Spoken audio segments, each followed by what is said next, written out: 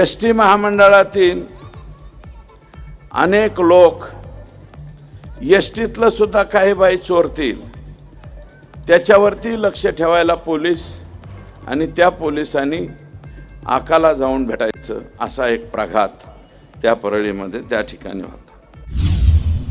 हे सगळे धंदे परळीत होतात. माणसांचा जीव घेण्यापासून ते व्यापाऱ्यांना कंगाल करेपर्यंत परळीत सगळं काही चालतं. सुरेश धसांनी नाव घेत पुराव्यांसहित परळीचं अख्खचे अख्खं बिझनेस मॉडेलच बाहेर काढलंय. वाल्मिक कराड आणि धनंजय मुंडेंवर आरोप करताना त्यांनी काही गंभीर गौप्यस्फोट केलेत. परळी शहरामधले पोलीस आका आणि वरिष्ठ आका यांच्या इशाऱ्यावर सगळं काही गोळा करायचं काम करतात सगळीकडेच. वाल्मिक कराड आणि धनंजय मुंडेंचा छोटा आका आणि मोठा आका असा उल्लेख करत सुरेश धसांनी अख्खे काळे कारनामे बाहेर काढलेत. या सगळ्या पैशातून वाल्मिक कराडने कुठे किती प्रॉपर्टी घेतली, धसांनी याचाही डाटा दिलाय.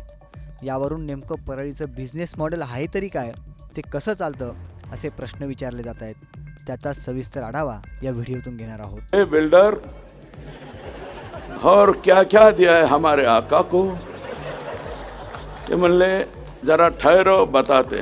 आका तुम्हारे साथ है मानल्यावर कशाला घाबरतील हे. आणि हा उद्योग करून ठेवला त्यांनी. 109 मृतदेह सापडलेत एका वर्षात परळीमध्ये. 109, त्यातले फक्त 5च रेकॉर्डवर आले. 109 पैकी 5 आले. 104 मृतदेहांची ओळख पटले नाही. कशामुळे मेलेत याचा बी काही खातरजमा नाही. पैठणमध्ये बोलत असताना सुरेश धसांनी वाल्मिक कराड आणि धनंजय मुंडेंवर गंभीर आरोप केलेत. त्यांनी यादी वाचून काढत परळीत नेमके काय काय काळे धंदे चालतात हे तर सांगितलंच, पण त्यात पोलिसांचाही सहभाग असल्याचा गौप्यस्फोट केला. परळीतील इराणी समाजाचे काही लोक आहेत. हे या दोघांच्या जीवावर गांजा, चरस, देशी विदेशी रिव्हॉल्वर विक्री करतात. सुरेश धसांनी परळीतले नेमके कोणकोणते काळे धंदे बाहेर काढलेत पाहूयात. इराणी समाजातील लोक आकाच्या जीवावर गांजा, चरस आणि देशी विदेशी रिव्हॉल्वर विक्री करतात. याच लोकांकडून पोलिसांच्या मदतीने आकाकडून हिस्सा वसूल केला जात असल्याचा सुरेश धसांनी आरोप केलाय. परळीतल्या थर्मल प्लांटमध्ये भंगार चोरी केली जाते. चोरांकडून एक हिस्सा पोलिसांना आणि दुसरा हिस्सा आकाला दिला जातो. परळीतल्या एस टी महामंडळातील चोऱ्यांमध्येही आकांचा सहभाग असल्याचं त्यांनी आरोप केलाय. त्याचबरोबर कृष्णा शेंडगे, हरिभाऊ इंगळे, सुदर्शन घुले, सोमा घुले, चंद्रकांत घुले ही ट्रॅक्टर चोरी करणारी टोळी असल्याचा दावा सुरेश धसांनी केलाय. थर्मलमधील भंगार रोजच्या रोज चोरीला जातं. ते चोरीचे भंगार आणि त्यात पोलिसांचा वाटा आणि पोलिसांच्या वाट्याच्या नंतर आकाचा वाटा. याही टोळीला वाल्मिक कराडचा पाठिंबा असल्याचा आरोप त्यांनी केलाय. या व्यतिरिक्त परळीत अनेक कंपन्यांकडून आका हप्ता घेत असल्याचं सुरेश धसांनी आरोप केलाय. परळीतले जुने नवीन थर्मल पॉवर स्टेशन, सिमेंट फॅक्टरीकडून आकाची गँग हप्ता वसूल करत असल्याचा आरोप आहे. कोरोमंडल सिमेंट कंपनीचा मालक आकाच्या दादागिरीला कंटाळून कंपनी बंद करून गेल्याचा आरोप सुरेश धसांनी केलाय. याच्यामध्ये जुने नवीन थर्मल पॉवर स्टेशन असो, सिमेंट फॅक्टरी असो, जवळपास असणाऱ्या छोट्या मोठ्या कंपन्या, या सगळ्यांकडनं हप्ता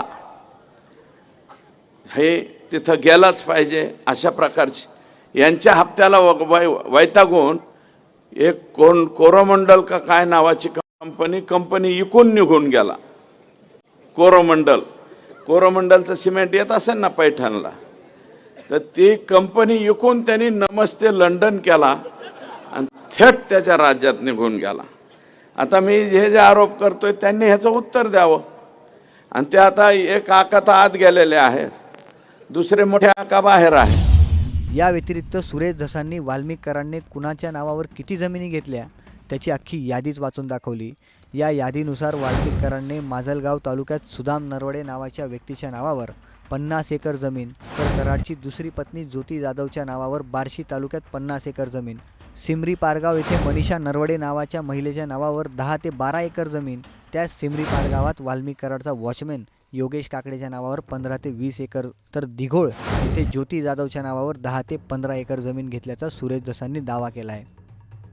शिमरी पारगाव तालुका माजलगाव सुदाम बापूराव नरवडे या व्यक्तीच्या नावावर 50 एकर जमीन. मौजे शेंद्री तालुका बार्शी ज्योती मंगल जाधव यांच्या नावावर जवळपास 50 एकर जमीन आहे. शिमरी पारगाव मनीषा सुदाम नरोडे परत 10-12 एकर जमीन आहे. शिमरी पारगाव तालुका माजलगाव योगेश सुदाम काकडे हे यांचे वॉचमन का काहीतरी आहे. यांच्या नावावर 15 ते 20 एकर जमीन आहे. ज्योती मंगल जाधव दिघोळला 10 का 15 एकर जमीन आहे. या व्यतिरिक्त पुण्यातील एफसी रोडवर बिल्डर सुशील पाटील आणि छाजेड यांच्याकडून वाल्मिक कराडने 8 गाळे बुक केलेत. त्यापैकी 4 शॉप वाल्मिक कराडच्या नावावर, 3 शॉप ज्योती जाधवच्या नावावर आणि 1 शॉप विष्णू चाटेच्या बहिणीच्या नावावर असल्याची माहिती त्यांनी दिली. विशेष म्हणजे एका शॉपची किंमत आजच्या बाजारभावानुसार 5 कोटी असल्याचा अंदाज आहे. पुण्यातील एमनोरा पार्क, एड्रोना टॉवर, मगरपट्टा यासारख्या भागात वाल्मिक कराडची तब्बल 75 कोटीची प्रॉपर्टी असल्याचा आरोप आहे. केवळ एका वर्षात परळीत 109 मृतदेह आढळल्याचा गौप्यस्फोट सुरेश धसांनी केला. विशेष म्हणजे यातून केवळ 5 गुन्हे रेकॉर्डवर असल्याचा दावा त्यांनी केला. सुरेश धसांचे हे आरोप ऐकून नेमकं परळीत चाललंय तरी काय असा प्रश्न पडल्यावाचून राहणार नाही. सुरेश धसांचे आरोप गंभीर आहे, याची दखल घेतली जाणार का हे पाहणं महत्त्वाचं ठरणार आहे. तुम्हाला या आरोपांबद्दल काय वाटतं कमेंट करून नक्की कळवा.